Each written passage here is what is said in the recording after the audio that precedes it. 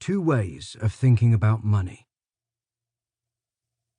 In popular imagery, especially when seen from afar, America is often portrayed as singing a single song, as if there were only one meaning to the American dream. This is not so. The ambivalent response that many in the world have toward American life is mirrored in an ambivalence that many Americans have toward their own life, and this is an essential part of the American tradition, even when people are making it in America.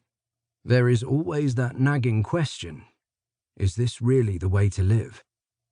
Long before there was an America, there were two American dreams, and they reflect two ways of thinking about money.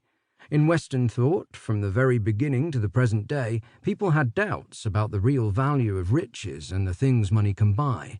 There has always been a conflict between the view that more is better and the view that just enough is plenty. This divide is reflected in two very different visions of the good life. It is the underlying thesis of this book that the alternative dream, the dream that rests upon the attainment of a simple life, is the sounder vision. Aristotle's challenge to our way of life. This book is about contemporary life, but I want to start with Aristotle for two reasons. First, because his challenge to a money-oriented form of life remains as powerful today as it was 2,300 years ago.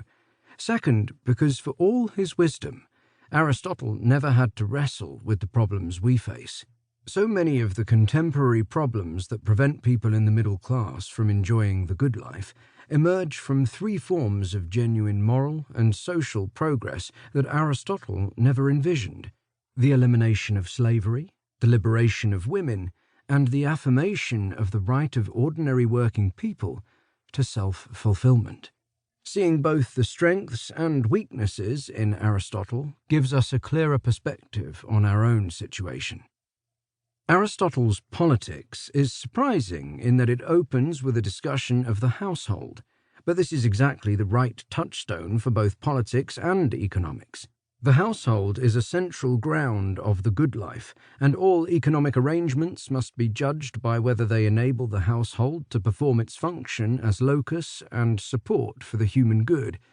This is one of the central messages of this book. We must put the proper functioning of the household at the center of the way we think about economic life.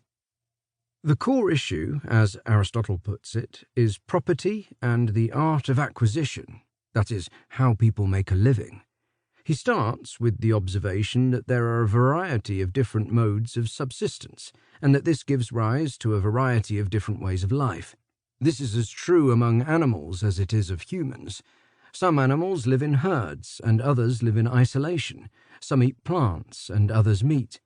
Among human beings, Aristotle identifies 5 natural ways of life: pastoral, farming, fishing, hunting, and, interestingly, piracy.